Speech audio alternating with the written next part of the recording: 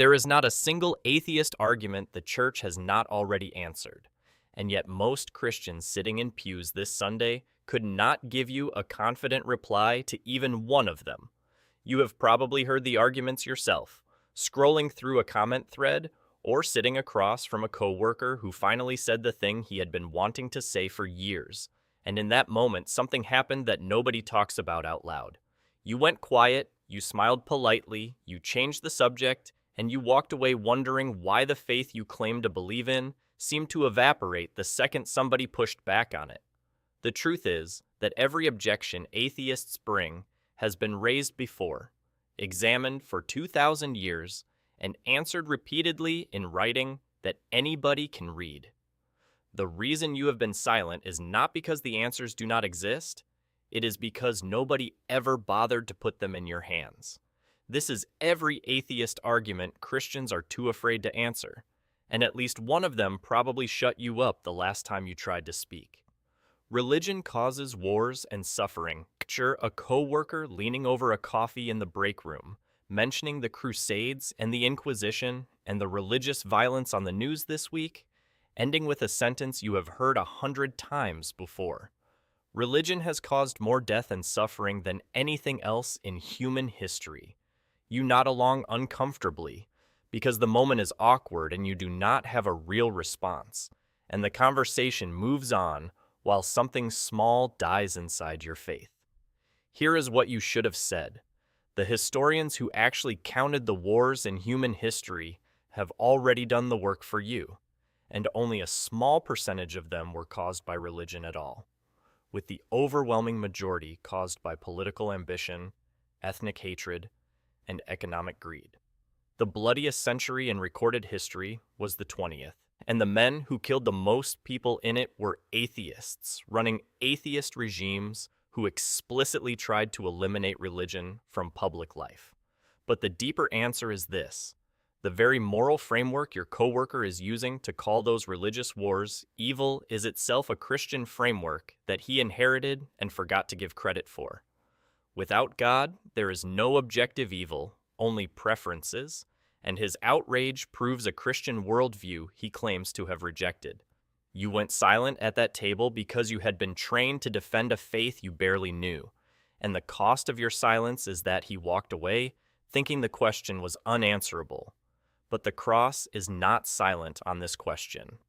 Jesus absorbed every evil ever done in his name when he hung on that beam, and the resurrection on the third day is God's answer to every accusation that religion has caused too much suffering, because the suffering ended in an empty tomb that is still empty 2,000 years later. You would have believed differently if you were born somewhere else. A late-night dorm room conversation, a cup of cheap coffee, a college student you have just met who says the line that has shut down more young Christians than any other argument in the last 50 years. If you had been born in Saudi Arabia, you would be a Muslim. And if you had been born in India, you would be a Hindu. So your Christianity is just an accident of geography. You stare at the carpet and you have nothing, because deep down, you have wondered the same thing yourself, and you walk back to your own room feeling like the floor of your faith just got thinner. Here is the answer you should have given. If geography determined truth, then his atheism would also be an accident of being born in a secular Western university town. And the argument cuts both ways the moment you think about it for 10 seconds. Geography shapes what people are exposed to, but it does not determine what is true. And Christianity has spread on every continent and in every culture precisely because it is not bound to one geography or one ethnicity. The question of where you were born is interesting sociology, but it is irrelevant to whether the tomb of Jesus was empty on a specific morning under a specific Roman governor 2,000 years ago. You let the argument win because you had no comeback. But the empty tomb does not depend on your birthplace, and it does not depend on his. It is a public event in real history that any honest person can investigate, and the evidence for it is the same in Riyadh, as it is in Boston. Christianity is not a regional preference. It is the worldwide announcement that one specific man rose from a specific grave on a specific day, and the only question that matters is whether that announcement is true. Stay with this list because the next argument is the one Christians actually flinch at the most, and your silence on it has probably cost you more than any other. The Bible is full of contradictions. A Twitter thread scrolls across your screen, screenshots arranged in tidy rows, each one supposedly proving the Bible contradicts itself in a way no Christian can explain. You read through them, and your stomach tightens because you do not know how to answer them, and the comment section underneath is full of believers who also have no answer. You scroll past, you say nothing, and another generation of skeptics walks away, convinced the Bible falls apart under scrutiny. Here is the answer that has existed for 2,000 years. Every supposed contradiction in the Bible has been cataloged and addressed by serious Christian scholars going back to the 1st century, and almost everyone dissolves the moment you read the surrounding context, the original language, or the cultural setting. 2 genealogies of Jesus that look different are tracking 2 different lines, one through Joseph and one through Mary. 2 accounts of the same event that differ in detail are doing what eyewitnesses always do, which is emphasize different angles of the same scene. The apostles staked their lives on a book they knew did not contradict itself, and they would not have died for a text they could see falling apart in front of them. You did not have the answer because you have not read the Bible enough to know how it fits together, and your silence handed the argument to someone who had read it even less. But every supposed contradiction resolves at the cross, because the Bible is one story moving toward one empty grave. The man who rose from the dead is the key that unlocks the contradictions you were told could never be answered. No scientific proof of God, a debate clip plays on your timeline, an atheist scientist crossing his arms and demanding scientific evidence for God, and the Christian on the stage stumbles through an answer that does not satisfy anyone. You feel the embarrassment secondhand, because you would have done worse, and you click away convinced this is the argument you can never win. It is not. Science by definition studies the natural world, the world of matter and energy and measurement, and demanding that science prove or disprove the supernatural is like asking a ruler to measure the color blue. The tool is wrong for the question. God is not a thing inside the universe to be measured. He is the cause of the universe itself, which is why every scientific instrument ever built is incapable of detecting him directly. And here is the part nobody told you. The men who founded modern science were almost all devout Christians who built laboratories because they believed a rational creator had made the universe rational and therefore knowable. Newton wrote more theology than physics. Modern science exists because Christianity gave the world the framework that made it possible. You let the argument intimidate you because nobody had told you the history, but the resurrection is the one experiment history will not let the skeptics rerun. They cannot enter that tomb on a Friday, control the variables, and walk out with the body still inside. The empty tomb is a public, datable, historical event, and the entire scientific establishment cannot make it unhappen no matter how many demands they line up against it. Stay through the next one because the heaviest argument on this list is still ahead, and the resurrection is about to answer it harder than any of the others. Faith is the opposite of reason seems circulates on Instagram. A cartoon of a believer wearing a blindfold next to a scientist holding a microscope, and the caption underneath says, "Faith is what you have when you do not have evidence." You scroll past, you laugh nervously, and you wonder if maybe the meme is right because nobody ever taught you what biblical faith actually means. Here is the definition the Bible actually uses. Faith means trust grounded in evidence, the same way you trust a chair to support you when you sit down. You did not run engineering tests on the chair before you sat in it, but your trust was reasonable because chairs have a track record.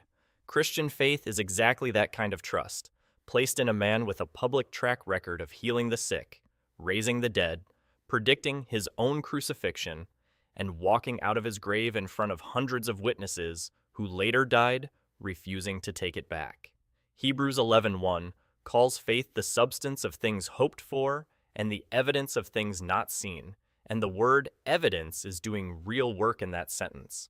You let the meme win because you had been told faith was blind, but biblical faith has never been blind.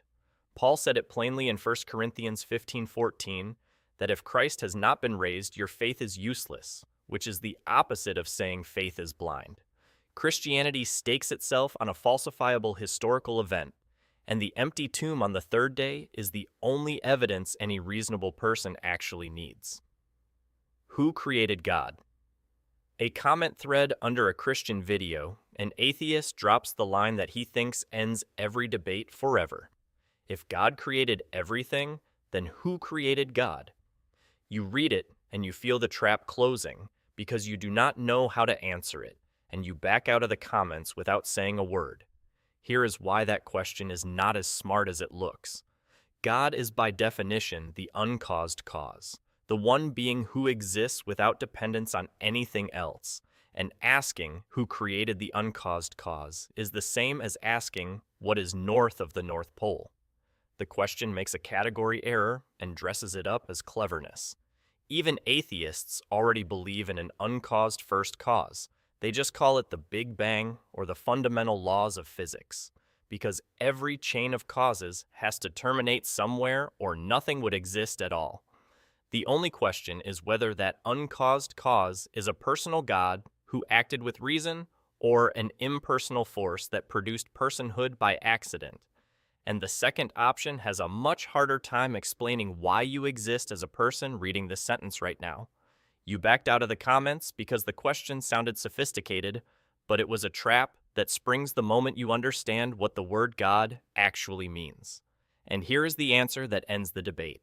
The uncaused cause did not stay uncaused at a distance. He stepped into time, took on flesh, died on a Roman cross, and rose 3 days later, which means the question is no longer who created God, but what you are going to do about the God who refuses to leave you uncreated.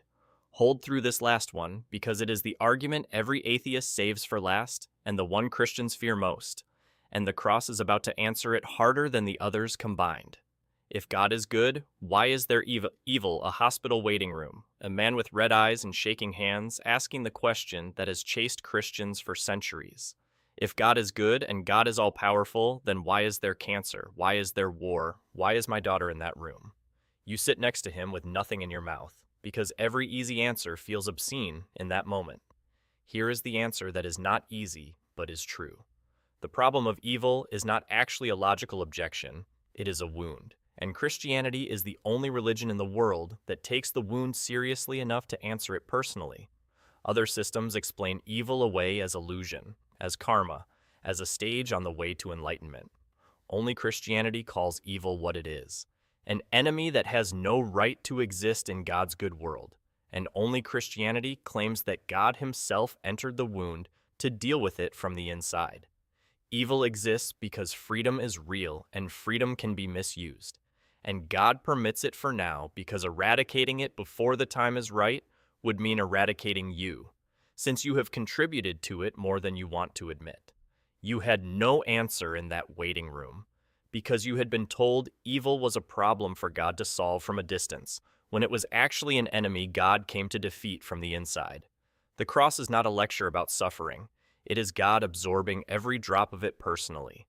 And the resurrection on the third day is the receipt that evil has already lost the war.